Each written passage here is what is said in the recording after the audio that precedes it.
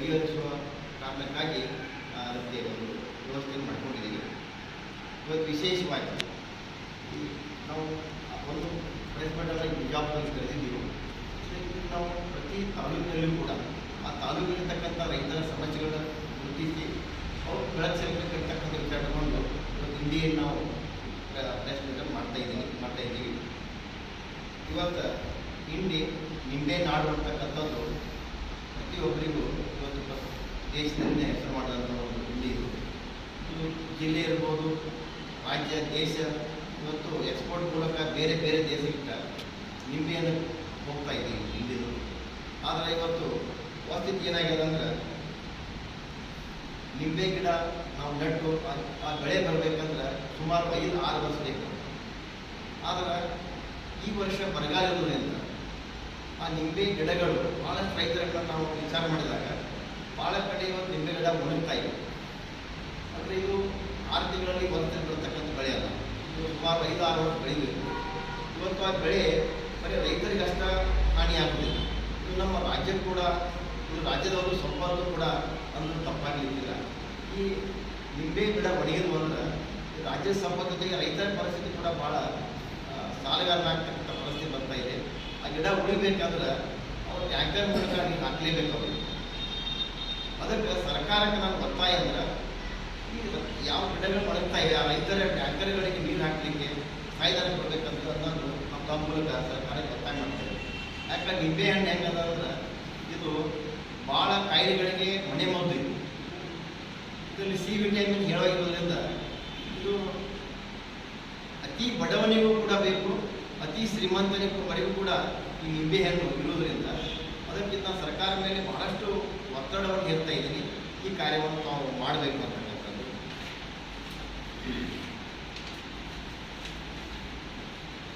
ಈ ಜಿಲ್ಲೆಯಲ್ಲಿ ಪ್ರಾಬ್ಲಮ್ ಅಂತ ಇಂಡಿಯಲ್ಲೂ ಕೂಡ ಭಾಳ ರೈತರು ಕೂಡ ಗಮನ ಸೆಳೆದಿದ್ದಾರೆ.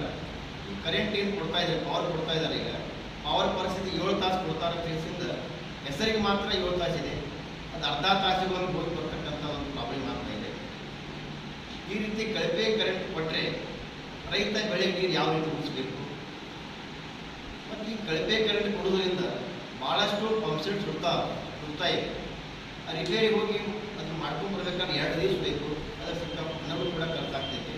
ಅದಕ್ಕೆ ಸರ್ಕಾರ ಶೀಘ್ರವೇ ಒಳ್ಳೆಯ ಕ್ವಾಲಿಟಿ ಕರೆಂಟ್ ಕೊಡೋ ಮೂಲಕ ರೈತರಿಗೆ ಅನುಕೂಲ ಮಾಡಬೇಕಂತ ಆ ವಿಷಯದಲ್ಲಿ ಕೂಡ ಬರ್ತಾ ಇದೆ. ಇನ್ನು 2 ಕಾಲುವೆಗಳಿವೆ.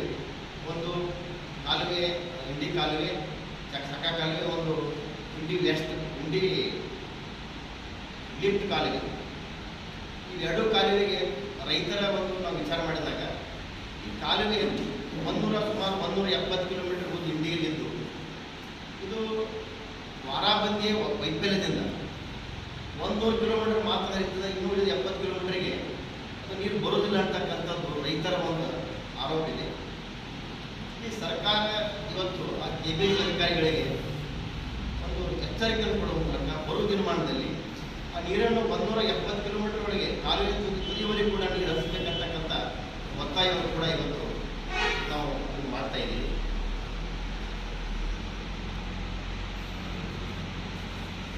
ಇಲ್ಲಿ ಭೀಮಾ ನದಿ ಪಾತ್ರ ಸುಮಾರು 288 ಕಿಲೋಮೀಟರ್ ಇದೆ.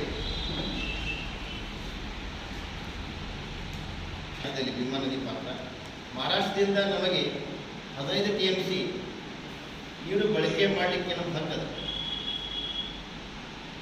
ಈ ವರ್ಷ ಬರಗಾಲ ಇದೆ, ನಮಗೆ ಸಿಗಬೇಕಾದ ಹಕ್ಕನ್ನು ಮಹಾರಾಷ್ಟ್ರ ಸರ್ಕಾರಕ್ಕೆ ಯಾಕೆ ಕೇಳ್ತಾ ಇಲ್ಲ? ನೀವು ಸರ್ಕಾರಕ್ಕೆ ನಾನು ಕೇಳ್ತಾ ಇದ್ದೀನಿ. ನಮಗೆ ಉಜ್ನಿ ಜಲಾಶಯದಿಂದ ನಮಗೆ ಕಾನೂನಾತ್ಮಕವಾಗಿ ನೀರು ಬಿಡಬೇಕು. ಆದರೆ ಮಹಾರಾಷ್ಟ್ರದಲ್ಲಿ ಸಾಕಷ್ಟು ಮಳೆಯಾಗಿದೆ, ಆದರೂ ಕೂಡ ಉಜ್ನಿ ಜಲಾಶಯದಲ್ಲಿ ಸ್ಟೋರೇಜ್ ಮೈನಸ್ ತೋರಿಸ್ತಾರೆ. ಯಾಕಂದ್ರೆ ಸಾಕಷ್ಟು ಸ್ಟೋರೇಜ್ ಮಾಡ್ಕೊಂಡ್ರೆ ಬೇರೆ ಬೇರೆ ಕಡೆ ಆ ಜಲಾಶಯಕ್ಕೆ ಬರದಾಗೆ ಬೇರೆ ಬೇರೆ ಕಡೆ ಸ್ಟೋರೇಜ್ ಮಾಡಿಕೊಂಡು ಆ ಉಜ್ನಿ ಜಲಾಶಯದಲ್ಲಿ ಮೈನಸ್ ತೋರಿಸಿ ನಮ್ಮ ರಾಜ್ಯಕ್ಕೆ ಅನ್ಯಾಯ ಮಾಡ್ತಾ ಇದ್ದಾರೆ. ಯಾವ ರೀತಿ ತಮಿಳುನಾಡು ಇವತ್ತು ಕಾವೇರಿ ಮತ್ತು ಕೃಷ್ಣಾ ವಿಷಯದಲ್ಲಿ ತಮ್ಮ ಹಕ್ಕನ್ನು ಯಾಕೆ ಪಡ್ಕೋತಾವೆ? ಅಲ್ಲಿ ಇವತ್ತು ನಮ್ಮ ಕಾಂಗ್ರೆಸ್ ಸರ್ಕಾರ ಆ ತಮಿಳುನಾಡು ಹಕ್ಕನ್ನು ಬೇರೆ ರಾಜ್ಯಕ್ಕೆ ನೀರು ಕೊಡೋಲ್ಲಿ ಭಾಳ ಫಾಸ್ಟಾಗಿ ಕೊಡ್ತಾ ಇದೆ. ಆದರೆ ನಿಮ್ಮ ಹಕ್ಕು ಅದಲ್ಲ, ಇಲ್ಲಿ 15 TMC ನೀರು ಪಡ್ಕೊಳ್ಳೋಂಥ ಹಕ್ಕಿನ ಬಂದಲ್ಲ, ಅದನ್ನ ಯಾಕೆ ನೀವು ಪಡ್ಕೋತಾ ಇಲ್ಲ? ಕಾನೂನಾತ್ಮಕವಾಗಿ ಹೋರಾಟ ಮಾಡಿರಿ. ಯಾಕಂದರೆ ಇದು ಅಂತಾರಾಜ್ಯ ಜಲವಾಗಿರೋದ್ರಿಂದ ಯಾವ ರೈತರು ಕೂಡ ಇದಕ್ಕೆ ಕೋಟಿವಾಗಿ ಬರೋದಿಲ್ಲ. ಸರ್ಕಾರನೇ ಇದನ್ನು ಜವಾಬ್ದಾರಿ ತಗೋಬೇಕು. ಕಾಲ ಕಾಲಕ್ಕೆ ಅದನ್ನು ಅಭ್ಯಾಸ ಮಾಡಿ ಹೊಸ ಹೊಸ ದಾಖಲೆಗಳನ್ನು ಸೃಷ್ಟಿಸಿ ಇವತ್ತು ಬ್ಯಾಸಿಗೆ ಇವತ್ತರೇ ಒಂದು ಮಧ್ಯಂತರ ಆದೇಶವನ್ನು ತಗೊಳ್ಳುವಂಥ ಪ್ರಯತ್ನ ಯಾಕೆ ಮಾಡಬಾರ್ದು ಅಂತಕ್ಕಂಥ ಕೂಡ ನನಗೆ ಗೊತ್ತಾಗಿದೆ.